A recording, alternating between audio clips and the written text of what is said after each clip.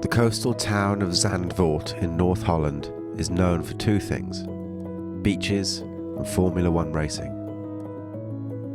And just a stone's throw from the famous beaches, you will find Kennemer Golf Club, one of the oldest and most traditional golf clubs in the Netherlands. It's apparent from the moment you set foot inside the clubhouse at Kennemer that this is a club which is proud of its history. An aura, much like many of the quintessential British golf clubs. Dark wood panelling, crackling fireplaces with paintings hung above, and deep leather armchairs give the clubhouse an intimate feel. There's even a snooker room, with cues propped up against the doorway, and often a pair inside settling a match that was halved out on the links.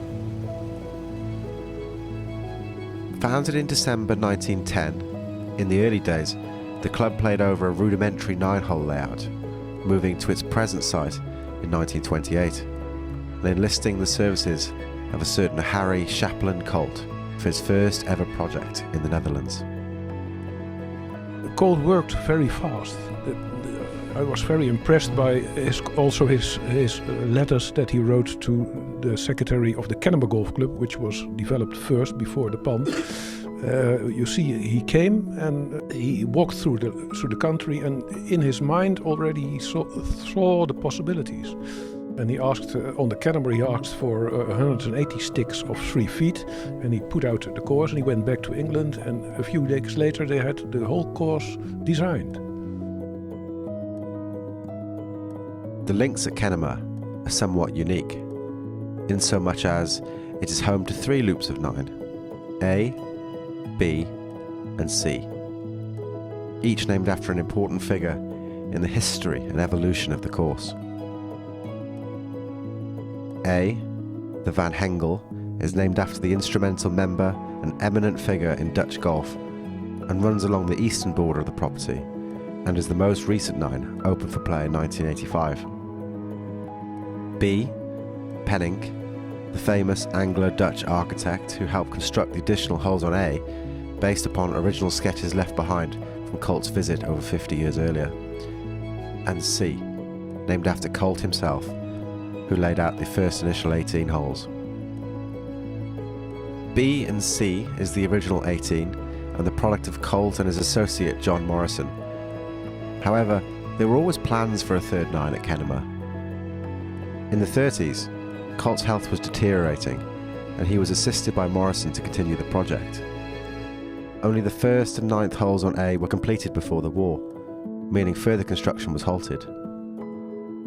Those 20 holes remained for over 40 years, until Frank Pennink came in to finish the work Colt had started decades before, working with the original sketches and adding his own unique touch.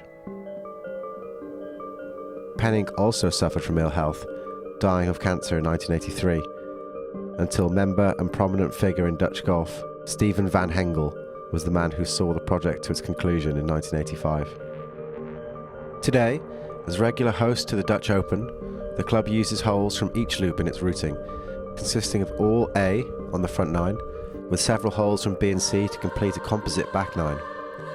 Testament not only to the quality of holes left by the trifecta of architects whose work spans several generations, but also proof that Golden Age design is still able to test the elite player. The original B and C course is magnificent, re-employing a concept Colt was famous for introducing in a certain Scottish links several years before at Muirfield. The course was routed in 2 concentric circles. This concept is still regarded today as a watershed moment in the evolution of golf course design, the wind direction never once allowing you to settle into a certain shot shape, emphasising the importance of dealing with the elements and bringing you back to the house after 9.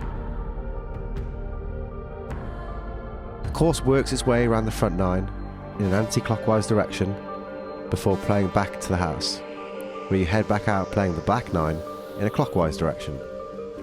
A far cry from the traditional out and back style of the ancient Scottish links courses, a product of Colt's Golden Age flair. This seismic change in the way courses were designed also enabled a 2T start, enabling courses to accommodate the rapid growth in the popularity of the sport. The opening hole on B sets the tone for what's in store, an elevated tee shot played to a heavily rumpled fairway below, with crashing dunes dominating the landscape for as far as the eye can see. What appears to be a rumpled rolling expanse of linksland soon unfolds as the dunes swallow you up on the fairway, with your second shot often played blind to a green banked by a series of dominating dunes. The second continues the drama. The steep climb up the slope to the tee reveals a short par 3 to a tabletop green. Yet, despite its relatively modest yardage, the perils of missing short or left are plain for you to see. The course continues in much the same vein, with bold land features creating intrigue, forcing you to think about where to leave yourself, and is quick to expose any poorly struck shot. Greens are protected by runoffs and natural bunkering, and the undulations within the greens make shot making and approaching from the right angle of paramount importance if you want to make a regulation par. The scenery and vistas draw you in before you must gather yourself and assess your options for the shot at hand, much like some of the Open Championship courses in Britain. The 7th hole is standout. The unnerving blind tee shot played over the dunes requires a committed stroke, but you soon realise the fairway below is quite generous, and the gentle camber in the land means that significant yardage can be gained if you choose the faster route down the left, with a second shot played over a cavernous trench bunker to a wide green. It is rare to find a long uphill par 4 which sticks in the memory, but the 9th at Kennemer is an exception. Ascending to another fantastic elevated tee box, you're greeted with a mesmeric view up the fairway to the green, framed by an amphitheatre of dunes with a stunning clubhouse beyond. It is, without question, one of the great views in Dutch golf. 2 well-struck blows are required to reach it in 2. But, as uphill holes go, the 15th at Kennemer, the 6th on the sea, might just be the most memorable of them all. A dramatic par 3 played uphill and across a huge ravine with bunkers well short, creating a sense of visual deception, a hazard that you must avoid at every cost. An iconic shot with the clubhouse in the distance. It's apparent how proud the club are of its history. As a result of the German occupation of the Netherlands during the Second World War, the course at one time housed 122 German bunkers, along with multiple anti-tank walls. And these reminders of wartime events are clearly visible today.